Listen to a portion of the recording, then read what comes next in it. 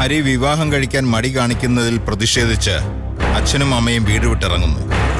അവിചാരിതമായി ഉദയനും നന്ദനയും ചെമ്പിരിക്കൽ വീട്ടിലെത്തുന്നു. ഉദയന്റെയും നന്ദനയുടെയും വരവിൽ സംശയവുമായി ചെമ്പിരിക്കൽ വീട്ടിലുള്ളവർ. സുമിത്രയ്ക്ക് പനക്കൽ വീട് വാങ്ങിക്കൊടുത്തതിൽ നന്ദനെ അഭിനന്ദിക്കുന്ന അച്യുതൻ. ഹരിപ്രസാദ് വിവാഹിതനാവണമെന്ന് ഉദയനും നന്ദനയും. മൗനമായി ഹരി. രേണുക തന്റെ മനസ്സിലുള്ള ആഗ്രഹം നന്ദനയോട് തുറന്നു പറയുന്നു. ഹരി തീർച്ചയായും വിവാഹിതനാവുമെന്ന് രേണുകയ്ക്ക് ഉറപ്പ് കൊടുക്കുന്ന നന്ദന. ഇനി തുടർന്ന് കാണുക.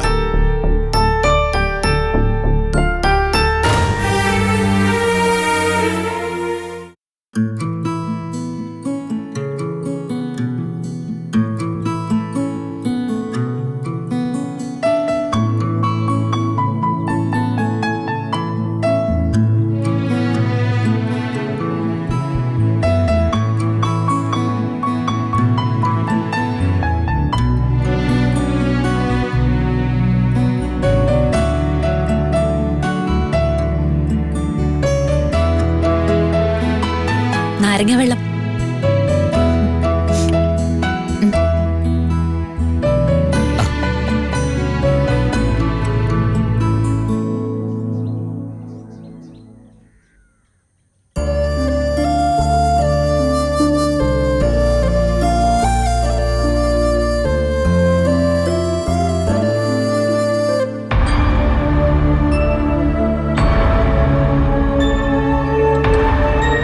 അല്ല, അകത്തേക്ക് ഇരിക്കായിരുന്നു.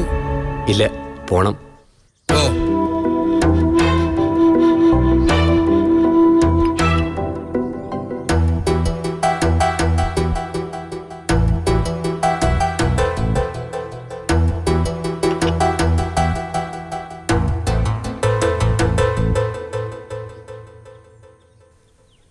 ഇനി നമ്മൾ കാണുന്നത് ഹരിപ്രസാദിന്റെ കല്യാണത്തിനായിരിക്കും.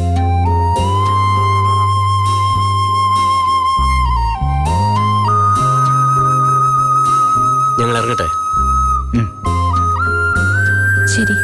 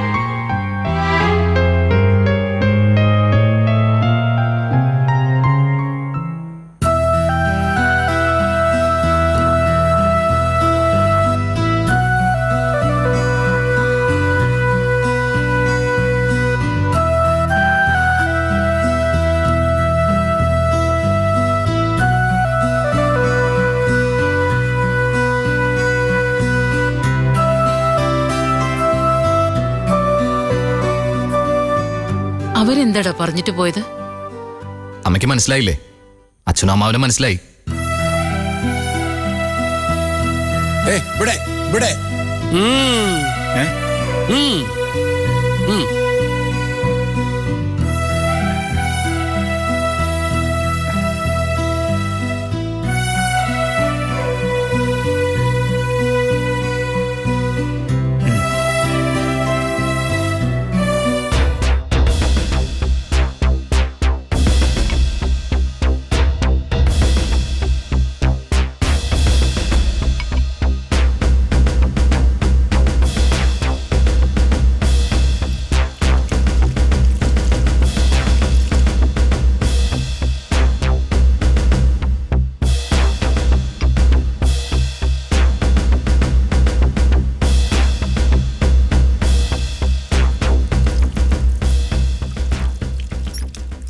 ഉദയേട്ടനും നന്ദനയും ഇതുവരെ വിളിച്ചില്ലല്ലോ.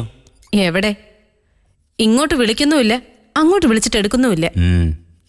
എപ്പോഴും നീ അങ്ങോട്ടൊന്നും വിളിക്കാൻ നിൽക്കണ്ട. ആര് വിളിക്കുന്നു?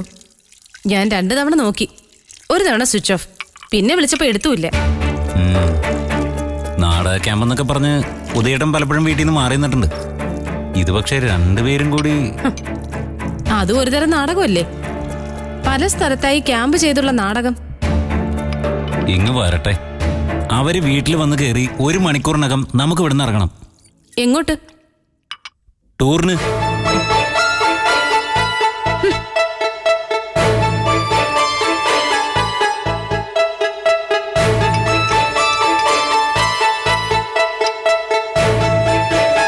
രണ്ടാഴ്ച കഴിഞ്ഞേ നമ്മൾ മടങ്ങി വരുന്നുള്ളൂ. ഒന്ന് ചുറ്റി അടിക്കണം. നീ ഡ്രസ്സെല്ലാം പാക്ക് ചെയ്ത് വെക്ക്. നിനക്ക് എവിടേക്കാ പോകണമെന്ന് വെച്ചാൽ ഓർത്തു വെക്കണം.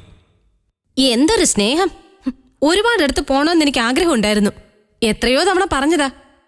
ഊട്ടിയാണെങ്കിൽ ഞാൻ കണ്ടിട്ടേ ഇല്ല. ഊട്ടി പോവാന്നേ. ഞാൻ എങ്ങോട്ടും ഇല്ല.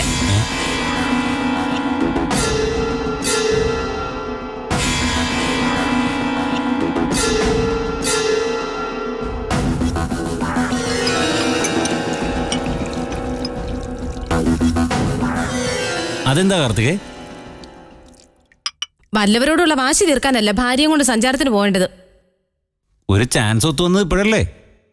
ചാൻസ് വീണ് കിട്ടിയ അവസരം വേണ്ടതുപോലെ ഉപയോഗിക്കാൻ നോക്ക്. അവര് വരുമ്പോ നമ്മൾ ഇറങ്ങിപ്പോയാൽ അത് ശരിയാവില്ല. ഇവിടെ ഉണ്ടാവണം.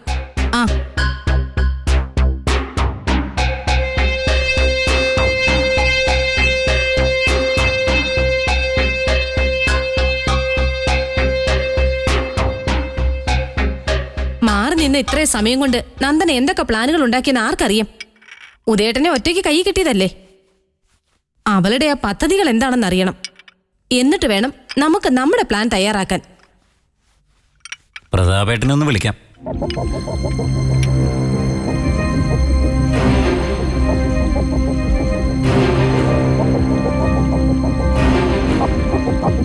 നിക്ക്, വിളിക്കാൻ വരട്ടെ. നമ്മുടെ കയ്യിൽ ഒതുങ്ങുമെന്ന് നോക്കിയിട്ട് മതി. അല്ലെങ്കിൽ അയാളെയും കൂടെ താങ്ങണ്ടേ? ഏതൊരു സന്തോഷത്തിന്റെയും പിന്നാലെ നിഴൽ പോലെ ഒരു സങ്കടം കാണുമെന്ന ഉദയേട്ടൻ നന്ദന ദമ്പതികളുടെ ഈ ഉല്ലാസയാത്രയുടെ ബാക്കിയായി ഒരു ദുരന്തയാത്ര ഉണ്ടാവാതിരിക്കുവോ? ഇല്ലെങ്കിൽ ഉണ്ടാക്കണം. അതുവരെ അവർ ഉല്ലസിക്കട്ടെ.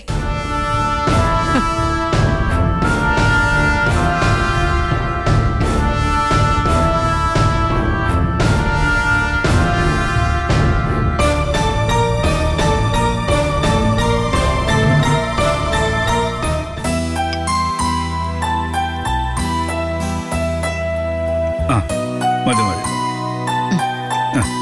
മുരിങ്ങക്കോല് വേണോ? കുറച്ച് മതി. അങ്ങനെ മതി. നീ ഇരിക്കുകയാണുകേ. ഓ, ഞാൻ പിന്നെ കഴിച്ചോളാം. ഇരിക്കമ്മേ. ഒരു വീടായാൽ ഒരു നേരമെങ്കിലും ഒന്നിച്ചിരുന്ന് ശാപ്പാട് കഴിക്കണം. അതൊരു സുഖ. മിക്ക വീടും ഇപ്പൊ ലോഡ്ജ് പോലെ. അന്തേവാസികൾ പല സമയത്ത് വന്ന് കഴിച്ചിട്ട് പോകും. ചില ദിവസം കുടുംബാംഗങ്ങൾ തമ്മിൽ കാണുക പോലുമില്ല. നീയും കൂടി അങ്ങോട്ട് ഇരിയടി. പിന്നെ കഴിച്ചേക്കാം. അത്രേ ഉള്ളൂ. ആ കറിയെ കുറച്ചിങ്ങോട്ടിട്ടേ.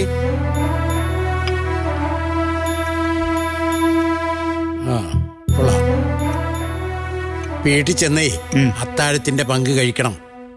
ഒന്ന് കൈ നനച്ചേ ചിരുന്നില്ലെങ്കിൽ മരുമകൾക്ക് അത് മതി മുഖം വീർക്കാൻ. അത്താഴപ്പട്ടിണി കിടന്ന ഐശ്വര്യം പോകുമെന്ന് വെറുതെ നമ്പറാ. അല്ലെങ്കിലും അവള് വീട്ടിൽ വന്ന് കേറിയപ്പോഴേ ഐശ്വര്യം പടിയിറങ്ങി പോയില്ലേ. അമ്മായിയമ്മ പോരെന്ന് കേട്ടിട്ടുണ്ട്. അമ്മായിയപ്പം പോരും ഉണ്ടെന്ന് മനസ്സിലായി.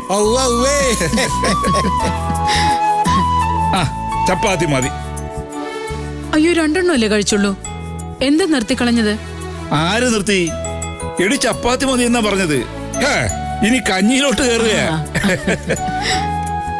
പ്രഭാകരൻ നല്ല ഉത്സാഹത്തിലാണല്ലോ. അച്യുതേട്ടന് കേൾക്കണോ? ഇന്ന് വൈകിട്ടേ 4 കൊഴുക്കട്ടയാ കഴിച്ചത്.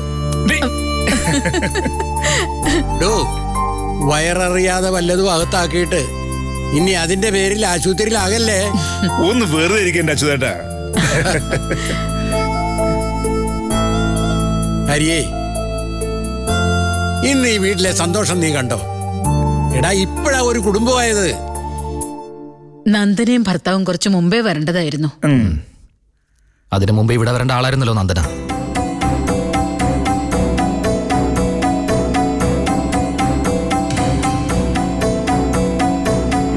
മൂഡ് ഓഫ് ആക്കുന്ന വർത്തമാനം പറയുന്ന എന്തിനാ മോനെ? എല്ലാവരുടെയും മുഖം മങ്ങിയത് കണ്ടോ? ഞാനൊന്ന് ഉദ്ദേശിച്ച് പറഞ്ഞതല്ല, പഴയ കാര്യങ്ങൾ ഓർത്തിട്ട് കാര്യമില്ലല്ലോ എന്ന് സൂചിപ്പിച്ചതാ. അങ്ങനെ പറ.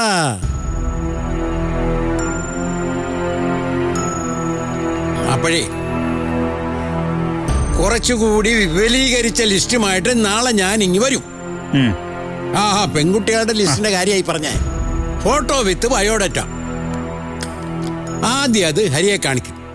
ഇവൻ ഇഷ്ടപ്പെടുന്നത് മാത്രം അച്ഛനും അമ്മയ്ക്കും കാണാം. ഫൈനൽ സെലക്ഷനും ഹരി ചെയ്യണം.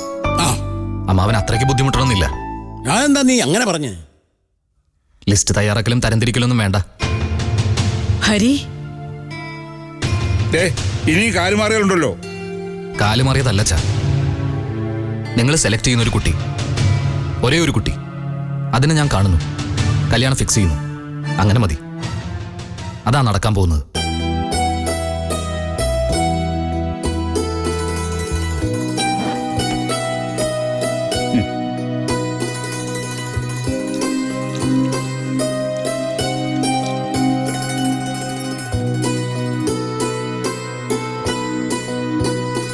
അതെ, ഇവിടെ സാരയില്ലെന്ന്. എന്റെ ചെവിക്കകത്തൊരു കെട്ടുമേളം കേട്ട് തുടങ്ങിയിട്ടുണ്ട്.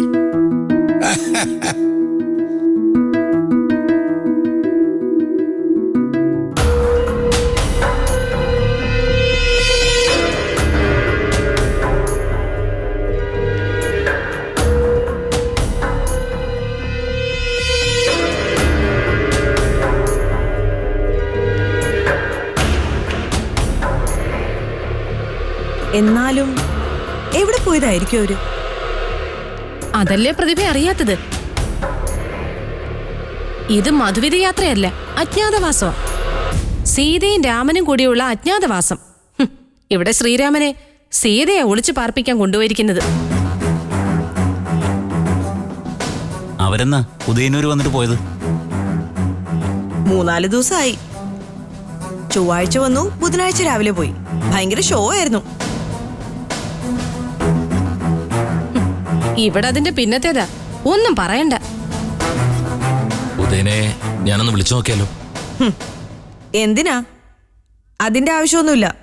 പോയി മതിയാവോളം കറങ്ങിയിട്ട് ഇങ്ങ് വരട്ടെ. പഴയ വീഞ്ഞിന് ലഹരി കൂടുന്ന എന്ന് വെച്ച് കണ്ടമാനം മീനെടുത്ത് മോന്തിയ തലയ്ക്ക് പിടിക്കില്ലേ പ്രതിഭേ? എന്തൊക്കെ പറഞ്ഞാലും ആ ഒരു ലഹരിയിലാ ഉദയേട്ടൻ. വല്ല ഹോട്ടലിൽ മുറിയെടുക്കാൻ ചെല്ലുമ്പോ അച്ഛനും മോളുമാണോന്ന് ചോദിക്കാതിരുന്ന ഭാഗ്യം. ഈ കാർത്തികയുടെ ഒരു കാര്യം. പിന്നെ കള്ളമാണോ? കുറഞ്ഞത് 20 വയസ്സിന്റെ എങ്കിലും വ്യത്യാസം കാണും ഉദയേട്ടനും നന്ദനയും തമ്മിൽ. നന്ദനയ്ക്ക് പ്രായ വ്യത്യാസം പ്രശ്നമില്ലായിരിക്കും. ഒരു ചൊല്ലുണ്ട്, പാമ്പും പഴയതാണ് നല്ലതെന്ന്. മുന്നോട്ടുള്ള പോക്ക് ഇങ്ങനെയാണെങ്കിൽ ഇവരിത് എവിടെ ചെന്ന് നിൽക്കുമെന്തോ. എന്തിനും ഒരു ലിമിറ്റ് വേണ്ടേ? അതെന്താ രഘു അങ്ങനെ ചോദിച്ചത്?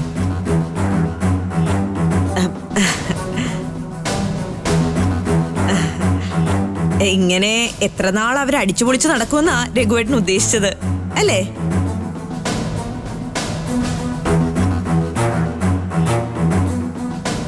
ചേട്ടനും ചേട്ടത്തി ഇവിടെ ഇല്ലാത്തത് കൊണ്ട് നിങ്ങൾക്ക് സ്വാതന്ത്ര്യം കാണും. ഇഷ്ടം പോലെ എന്തെങ്കിലുമൊക്കെ ചെയ്യാലോ. അല്ലെങ്കിലും ഇവിടെ ഞങ്ങൾക്ക് സ്വാതന്ത്ര്യത്തിന് ഒരു കുറവുമില്ല. ഞാൻ അവരെ ഒന്നും വക വെക്കാറില്ല. നന്ദനയാണെങ്കിൽ തീരെ മൈൻഡ് ചെയ്യില്ല. അതിന്റെ ഒന്നും ആവശ്യമില്ല.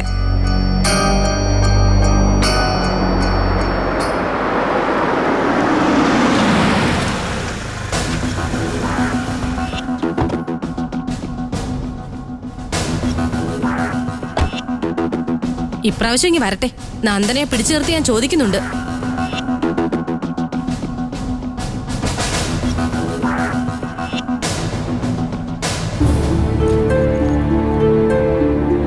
ഇതാ നല്ല വെയിറ്റ് ഉണ്ട്. നന്നേ.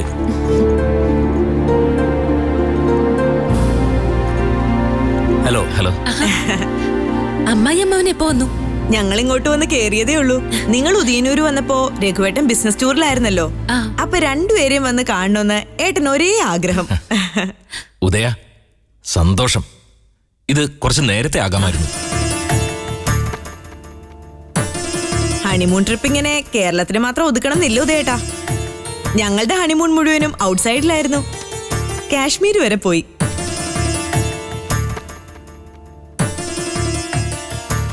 നൈനിറ്റാൾ ആയിരുന്നു ഏറ്റവും രസം. നൈനിറ്റാൾ തടാകത്തിന് അടുത്ത് പോയി നിൽക്കണം. ഓർക്കുമ്പോ തന്നെ കുളിര് കോരുക.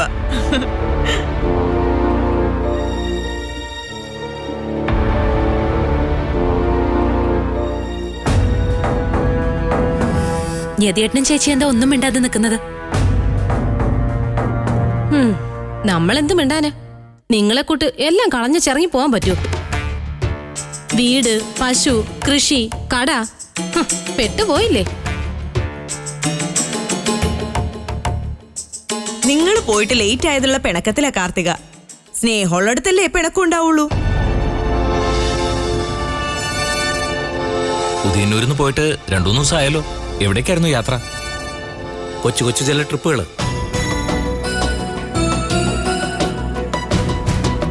അച്ഛന്റെ നാട്ടിൽ പോയിരുന്നു അമ്മാവ. മണക്കാട്ടോ? അവിടെ ആരെ കാണാനാ? സുമിത്രാമ്മേ, പിന്നെ ആങ്ങളെയുണ്ട് അവിടെ. ഞങ്ങളുടെ കുടുംബ വീടുമായി ബന്ധപ്പെട്ട് ചില ബാധ്യതകളുണ്ടായിരുന്നു. അതൊക്കെ തീർത്ത് ആ വീടും സ്ഥലവും സുമിത്രാമ്മയുടെ പേരിലാക്കി കൊടുത്തു.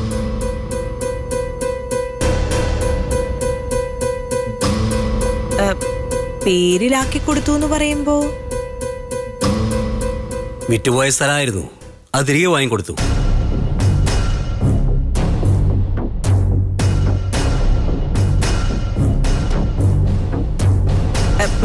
ഒരു നല്ല കാര്യമാണ് ചെയ്തത്. ആ ചേച്ചി ജീവിതത്തിൽ എന്നെ നന്ദനെ മറക്കൂ. അങ്ങനെ തന്നെ ചെയ്യണായിരുന്നു നന്ദനെ.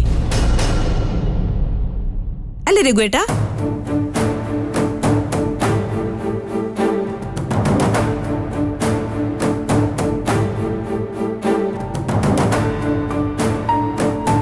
ഞങ്ങളൊന്ന് ഫ്രഷ് ആയിട്ട് വരാം. ഒരു 5 മിനിറ്റ്.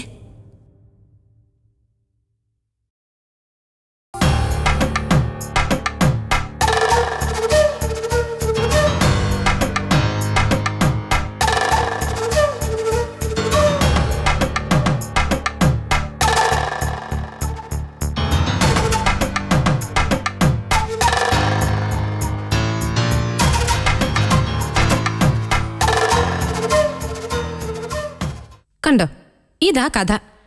എന്നാ വന്ന് കയറിയിട്ട് വിശേഷിച്ച് വീട്ടിലെന്തെങ്കിലും ഉണ്ടായോ, സുഖമാണോ, ഒരു ചോദ്യം പോലും ഇല്ല. പോയി വന്നു, മുറിയിലേക്കും കേറി. അവർക്ക് അവരുടെ കാര്യം. ദേ എതിയേട്ടാ, എനിക്ക് തീരെ പിടിക്കുന്നില്ല കേട്ടോ. ഞാനെന്ത് വേണം? എവിടെ വായി നോക്കാൻ പോയതായിരുന്നു എന്ന് ചോദിക്കണമായിരുന്നു. എന്തായാലും കുറെ പണം പൊടിച്ചിട്ടാ വന്നിരിക്കുന്നത്. അത് മാത്രമല്ല പ്രതിഭേ, ഉദയേട്ടനെ മടക്കി അവള് ഷോളായിട്ട് തോളിലിട്ട് കഴിഞ്ഞു.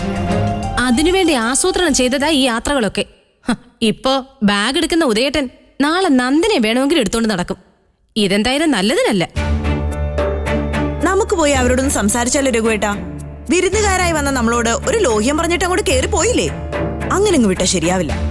അവരുടെ പ്രൈവറ്റ് റൂമിലേക്ക് കയറി ചെല്ലുന്ന എങ്ങനെയാ? എന്തോന്ന് പ്രൈവറ്റ് റൂം? ഈ വീട്ടിലെ ഒരു മുറി. വന്നേ, നമുക്ക് ചെന്ന് ഹെഡ് ചെയ്യാം. വാ.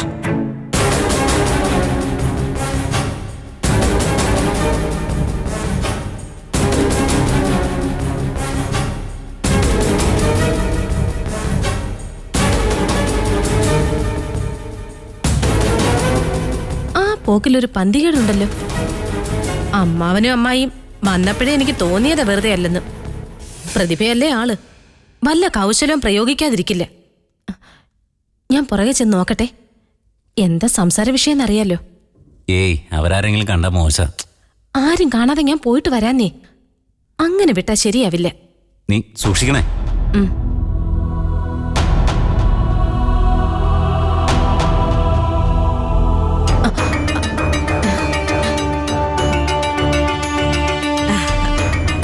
ഞാന് രഘുവേട്ടന് ഫോൺ എടുക്കാൻ മറന്നു.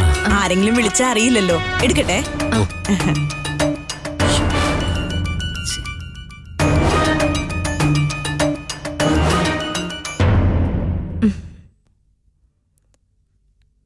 കാർത്തിക എന്താ? ഞാൻ ടെറസിൽ തുണിയിട്ട് തുടങ്ങിയോ നോക്കാൻ വരികയായിരുന്നു. ശരി ശരി.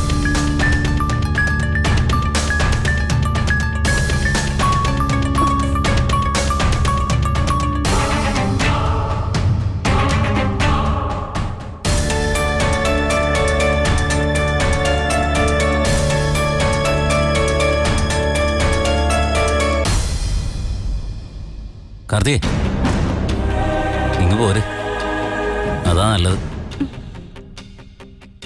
വെറുതെ നാണം കിടാൻ വേണ്ടി.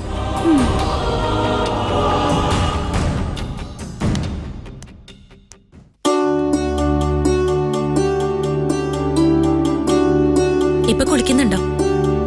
ഏയ് കുറച്ച് കഴിയട്ടെ. നമ്മൾ എപ്പോ പുറത്തു പോയിട്ട് വന്നാലും ഇവിടെ വിരുന്നുകാരുണ്ടാവും. ബന്ധുക്കൾക്ക് ആത്മാർത്ഥത കൂടിയാൽ നമ്മൾ എന്ത് ചെയ്യും? നന്ദനേ, അകത്തേക്ക് വരാമോ? വാ അമ്മായി. മുറി അടുക്കി പെറുക്കില്ല, ഞങ്ങളിവിടെ ഇല്ലായിരുന്നല്ലോ. ഓ, അതൊന്നും സാരമില്ല. നിങ്ങൾ ഇരിക്കൂ.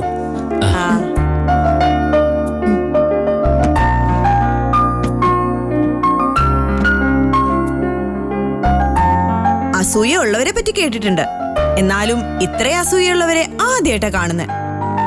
ആരുടെ കാര്യം അമ്മായി പറയുന്നത്? ആ കാർത്തികയുടെ കാര്യമാണേ, അല്ലാതെ ആരുടെയാ? എന്റെ നന്ദനേ, ആ കാണുന്നത് അത്രയും കുശുംബാ. കുശുംബിന്റെ കൂടാ കാർത്തിക. നിങ്ങൾ ട്രിപ്പ് പോയതേ പുള്ളിക്കാർത്തിക ഒട്ടും ഇഷ്ടപ്പെട്ടിട്ടില്ല. എന്തൊക്കെയാ പറഞ്ഞെന്നറിയാവോ? കലി കയറിയിട്ട് കാർത്തിക അമ്മിക്കലേ കയറി കടിക്കാതിരുന്നാ മതിയായിരുന്നു, എങ്കിൽ പല്ല് പോയത് തന്നെ. ഓട്ടെ പ്രതിഭ, നമ്മൾ എന്തിനാ വെറുതെ അവരുടെ കാര്യമൊക്കെ പറയുന്നത്? ഇവരറിയണ്ടേ? ഉദയേട്ടനും നന്ദനയും കൂടെ യാത്ര പോകുമ്പോ അനിയനെയും ഭാര്യയും കൊണ്ടുപോകാൻ പറ്റുമോ? അവർക്ക് വേണമെങ്കിൽ വേറെ പോകാലോ. സൂക്ഷിക്കണേ രണ്ടുപേരും, ഞാൻ പറഞ്ഞേക്കാം.